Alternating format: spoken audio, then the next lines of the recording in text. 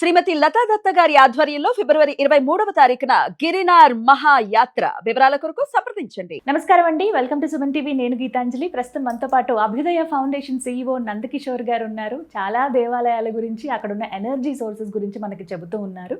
మరి ఎలా వెళ్ళాలి ఏంటనే చాలా డౌట్స్ అడుగుతున్నారు. కామెంట్స్లో మీ ప్రాబ్లమ్స్ చెప్తున్నారు. వీటికి సంబంధించిన దేవాలయాలు అంటున్నారు. అన్నీ చూస్తున్నాము. వాటికి సంబంధించినవన్నీ కూడా మీకు ఇన్ఫర్మేషన్ అందించే ప్రయత్నం చేస్తాం. ఇక ఆలస్యం చేయకుండా ఇవాల్టి వీడియోలో ఎన్నో ముఖ్యమైన దేవాలయాలు చెప్పబోతున్నారు. మాట్లాడేద్దాం మరి నందకిషోర్ గారితో. నమస్కారం సార్. నమస్తే. నందకిషోర్ గారు చాలా దేవాలయాల గురించి చెప్తున్నారు. చాలా మంది కామెంట్స్లో అడుగుతున్నారండి, పలానా దేవాలయం గురించి చెప్పండి, మాకు ఈ ప్రాబ్లం ఉందని.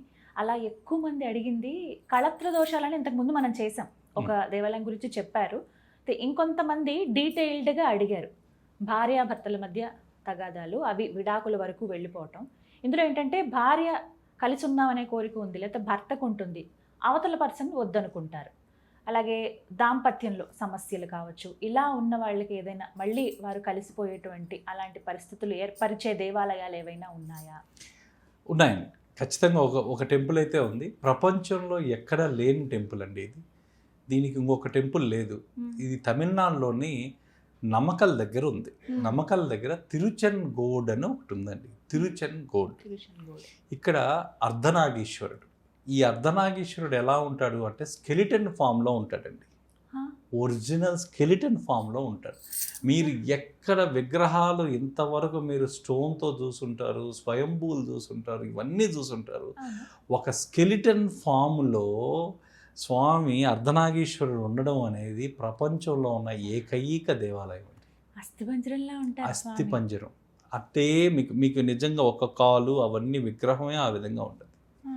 ఈ అర్ధనాగీశ్వరుడికి స్త్రీ పురుషులు శక్తి సమతుల్యంగా ఉంది అని చెప్పడానికే ఆయన ఈ అర్ధనాగీశ్వరుడి రూపంలో, స్కెలిటన్ రూపంలో అక్కడ వచ్చాడండి. శివుడు ప్లస్ శక్తి రెండు కలిసిన ప్రదేశం ఏదన్నా ఉంది అంటే అది ఈ తిరుచెన్గోడ్. ఈ తిరుచెన్గోడు నమకల్ అనే ప్లేస్ అందరికీ తెలుసుంటుంది. సేలం దగ్గర నమకల్. ఈ నమకల్ దగ్గర నుంచి ఒక 20 నుంచి 30 కిలోమీటర్ల దూరంలో ఉంటుంది. ఒక కొండ పైన ఉంటారు ఈయన. దాదాపుగా నడిచిపోవాలనుకునే వాళ్ళందరికీ కూడా ఒక 1200 స్టెప్స్ ఉంటాయి. సో ఇక్కడికి వచ్చి అభిషేకం, అర్చన ఇవి చేయించడం వల్ల కూడా మీకు సింబాలిక్ ఇంటిగ్రేషన్ థెరపీ అనేది ఒకటి జరుగుతుందండి. ఈ సింబాలిక్ ఇంటిగ్రేషన్ థెరపీ ఏంటంటే మ్యాన్కి ఉమెన్కి ఉన్న హార్మోని ఏదైతే ఉంటుందో, అంటే ఒక బంధం ఏదైతే ఉంటుందో ఆ బంధం బలపడేది ఈ ప్రదేశంలోనే. శివుణ్ణి చూడంగానే అర్ధనాగీశ్వరుడి దర్శనం చేత, అభిషేకం చేతనే వాళ్ళిద్దరి మధ్యలో ఉన్న రైవలరీ ఏదైతే ఉందో అది మొత్తం జీరో గ్రౌండింగ్ అవుతుంది. ఆ ప్యాచప్ అనేది మళ్ళీ స్టార్ట్ అవుతుంది వాళ్ళకి. సో కొంచెం గొడవలు వచ్చినా, కొంచెం తీవ్రంగా ఉన్నా, ఈ రెండూ ఉన్నా కూడా ఈ క్షేత్రంలో అడుగుపెట్టి మీరు అర్చన, అభిషేకాలు చేయించుకోగానే ఆటోమేటిక్గా మీకు ఆ పరివర్తన అనేది జరుగుతుంది. ఈ గుడిలో సాయంత్రం 6 తర్వాత ఎవరు ఉండరండి. సో సాయంత్రం నిజంగా ఇది ఒక పెద్ద మిస్టీరియస్ టెంపుల్ కూడా. ఈ టెంపుల్లో మీకు ఏదున్నా పూజా కార్యక్రమాలు ఏమున్నా సాయంత్రం 5:30 క్లోజ్. 6 గంటలకి కనీసం గుడి పూజారి కూడా ఉన్నాడు కొండపైన.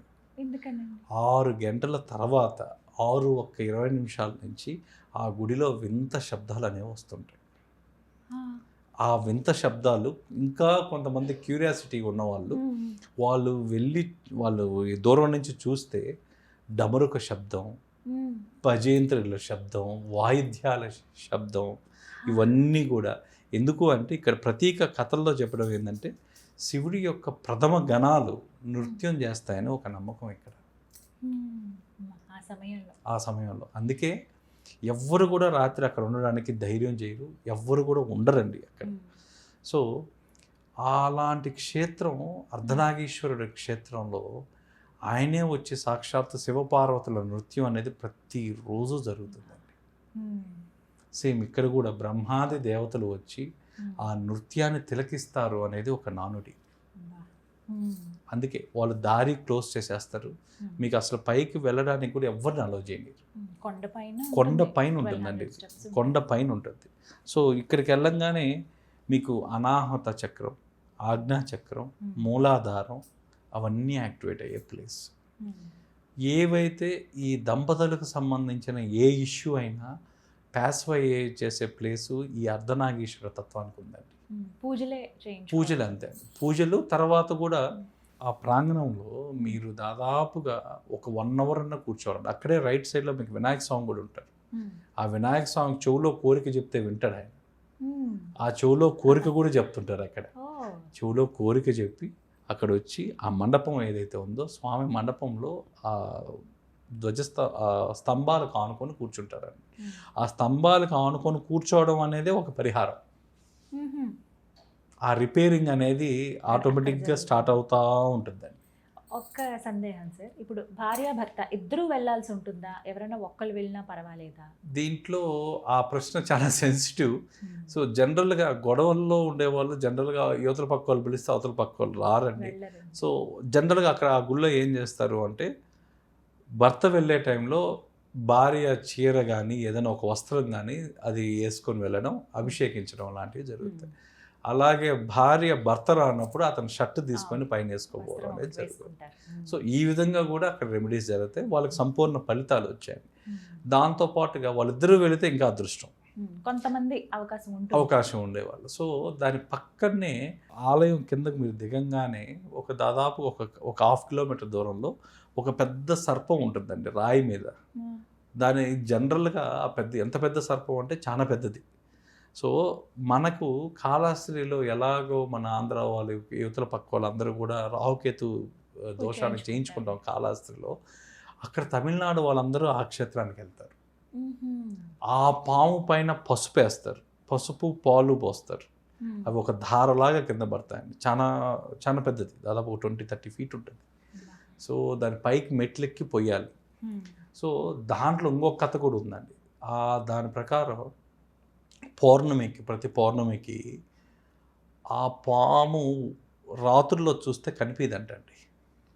ఆ శిల ఏదైతే ఉందో అది అక్కడున్న గ్రామస్తులు చెప్పడం, ఆ రాత్రుల్లో అది కనిపిదంట. అది నేరుగా స్వామి దగ్గరికి వెళ్తుంది అనేది ఒక నానుడి. అది ఒక మహిమాన్విత క్షేత్రం, ఒక పరిహారిక క్షేత్రం. సో మీరు ఇవన్నీ కూడా లైవ్ ఎనర్జీ సెంటర్స్ అండి. సో ఇక్కడికి వెళ్ళడం ద్వారా ఈ అభిషేక అర్చనలు చేయడం వల్ల వాళ్ళకి ఆ రీసెట్ అనేది, ఆ కపుల్లో ఉన్న రీసెట్ అనేది జరుగుతుంది. నియమాలు ఉంటాయి సార్ వీటికి ఏం లేవు. ప్రజెంట్ వెళ్ళాలనుకోవడం, ఆ వెళ్ళేసి రావడమే వాళ్ళకి ఒక పరిహారం. అంటే ఫ్రీక్వెంట్గా వెళ్తూ ఉండాలా, ఒకసారి ఎలా? జనరల్గా ఇది వాళ్ళకున్న ఇంటెన్సిటీ బట్టండి. జనరల్గా ఈ దేవాలయానికి ఎలా వస్తారు అంటే 21 రోజు, 42 రోజులు, 64 రోజులు.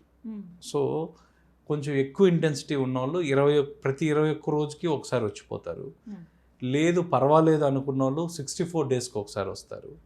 సో లేదు నేను రావాలనుకున్న వాళ్ళు ఆ 40 daysలో. జనరల్గా ఏంటంటే ఆ రీసెట్టింగ్ టైం ఎందుకు పెట్టారు అంటే ఆ టైం లోపల మళ్ళీ ఇద్దరు కలిసి వస్తారు అని.